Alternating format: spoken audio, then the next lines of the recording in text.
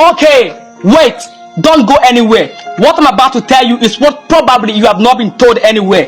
Get a pen and a paper and write it down. This will tell you who we were, who we became, and who we are before the white men came and after they left, and who we remain. This will tell you why indirect rule flourished in the north and in the southwest and failed in the southeast. This will tell you our origin. Listen, pay attention. In the early 19th century, the Fulanis conquered Harbi, which can call the Hausa state. They were conquered through jihad. The jihad could be seen as a religious and a political jihad. It was led by a man called Uthman Danfodio. Uthman Danfodio established another outstanding political system of government and established the Sokoto Caliphate. Each of the caliphates were created an emirate. Each of the emirates were headed by an emir. The emir were selected and appointed. Listen, the emirs hold allegiance to Uthman Danfodio and two of his representatives at Wandu and Sokoto Caliphate. Listen, the emir was in charge of making sure that there is rule and order, of making sure there is peace in the community. The emir paid attention and respected and owed allegiance to Danfodio and two of his representatives at Sokoto and Wandu. Listen, pay attention. This is a linchpin information. Write it down. The people saw the emir as someone who had a divine right to govern. What does that imply? It connotes that when the emir say come, you come. He say go, you go. You don't question. So now, the Hausas and the Fulani pre-colonial days were very centralized political system of government. People were in charge of positions. You had the Waziri. The Waziri was the head of the official. You had the Galadima. He was the head of the capital. You had the Madawaki. He was the commander of the army. You had the Dogari, the head of the police. You had the Maji, the treasury officer. You had the striking rower, the head of the fishing place. You had the striking father. He was the head of the palace workers. And you have the striking power. He was the head of the butchers, which can be called the head of the abattoir today. So you don't kill your animals if you don't meet the striking father. You don't go to the army if you don't see the Madawaki. You don't go to the police if you don't see the Dogari. People were in charge of positions as well as the Waziris. You understand? Now, the people were paying taxation before the white men came. They were paying taxes, okay, to the authorities that were instituted at that point in time. So when Lord Lugard came in 1900 through the Niger Lawyer Company, all right, he saw that the people were centralized. He saw what was similar to what he had in Britain. So no need of telling the people to pay taxation. What does he do? It is now time for him to use indirect rule. So he holds the emir responsible. The emir holds the people accountable. So indirect rule flourished in the north. Lord Lugard enjoyed himself in the north. So when he came to the southwest, he saw something similar. What was the political administration of the Yoruba pre-colonial days? The highest empire then in the Yoruba pre-colonial days was the Oyo Empire. The Oyo Empire was so powerful that it had influence. It had influence in Dahomey, the present day Republic of Benin, and that was what they tried to depict in Human King.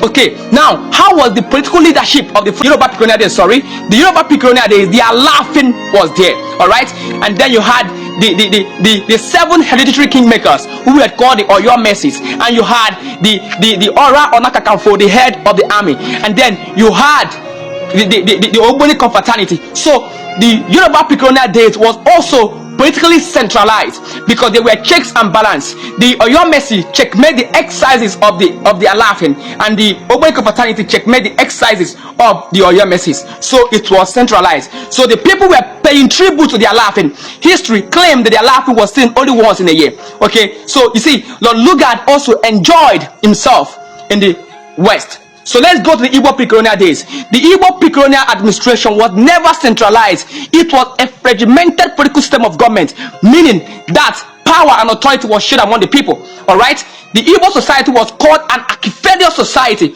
meaning that there was what was called a direct democracy. The Igbos participated in direct democracy. The people participated in the government themselves. That's why the Igbos pride that they are the ones that taught the world democracy and not the Greeks. And if you check well, there's an element of truth in it. Now listen, let me tell you something. The head of the Igbo pre-colonial days was the Okpara.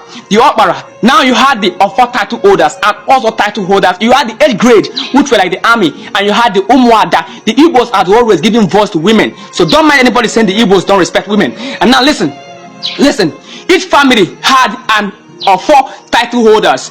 Each of family have 4 title holders. The oldest of that of 4 title holders is who becomes the opera. The 4 title holders makes up the council of elders. The oldest of them becomes the opera. Now the opera presides over the meeting in the council, but the opera cannot tell them what to do. It can't tell them what to do. So when Lord Lugard came, he thought it was like a free ride in the north or in the southwest. So when he held the opera responsible, the opera called the people and said, hey, you are going to be paying tax. The Igbos said, no, we can't pay tax. The sun is ours, the water is ours. Why can't we pay to a white man? All right. And now Lord Lugard was so terrified, and he said, why come these people do not respect their leaders? How come these people have a mind of their own? Okay, so the Igbos participated directly in government. So indirect rule never worked in the southeast. It never worked because they, unlike northerners, did not see their leader as someone who had a divine right to govern. They saw him as a man themselves, someone who can be influenced, someone who can change their mind. How was laws made in the Igbo pre-colonial days? The council of elders can make laws. The 8th grade can also make law, and the council of elders will accept it. So far, it's within the frame of the core transition of the people.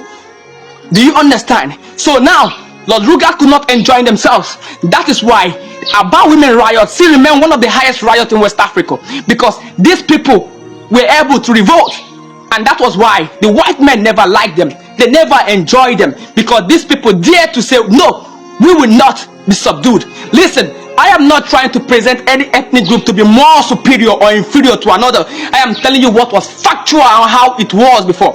All right, so we must tell ourselves that we are not one people in this country. We are different people. That's why we try to promote unity in diversity, because we are different nations. We are micro nations trying to create a mega nation. Okay, because the Igbo is a nation, the Hausa Fulani is a nation, the Yoruba is a nation. So we must tell ourselves the truth that we are different people. Only then that we can create the consciousness of tolerating one another. Yes, we must tell ourselves the truth that we are different people. All right, only then we can tolerate one another, because for a man to be an angel, he must first recognize the fact that he's a demon. All right, so know who you are. Let no one deceive you. Africa, Nigeria, wisdom is the principal thing. You know, in my previous video, I promised that I'm going to send a video showing you how Igbo culture and tradition works. And you have heard it from my brother, Modern Day Tankraya. You know, I cannot do justice to it like the way he did. He was able to explain how tradition or what transpired between Nigeria and the colonial master, and why they all hated the Igbos even till today. That video I played was to prove the point I was trying to make in my previous video, saying that every woman do not practice a complete central system of leadership. So there's no Igbo man, whether Ojukwu, would have come out and centralized the power. That is the point I was trying to make. When I hear people say, Aguyi, I say no. Because there's a way you look at it.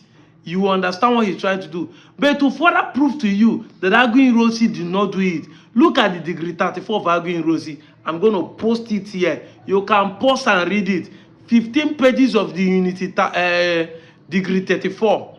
This is a proper proof of what I'm telling you. Read it, give it to lawyers, download it, and interpret it. You find that he did not remove the regional power. He did not remove the system. The video I even posted yesterday told you who removed it and who made it from 50% of regional revenue, because you are supposed to generate 50% for region and give 50% of what you generated to the federal post. But it was Gowon with Awolowo that reduced it from 50 to 1.5. In fact, it is now recently that we'll start enjoying 13% of what we generate from crude oil.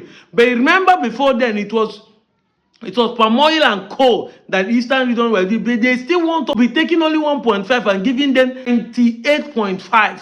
That is the centralized monopoly that Gowon and Awolowo initiated in Nigeria. But all of you keep saying it was the Aguyi. You, even if you come out today and tell you, Awolowo come out today and say, now we do, you don't go see believe, because you have already configured your mind to believe lies. I see a comment somebody was saying on my TikTok that I'm just lying, I'm preaching propaganda, that August 2nd, Awolowo was released and Gowon took over 1st of August. Now listen, normally Ojukwu did not accept Gowon to be the head of state, being that he's a junior and him, Ojukwu, is a senior.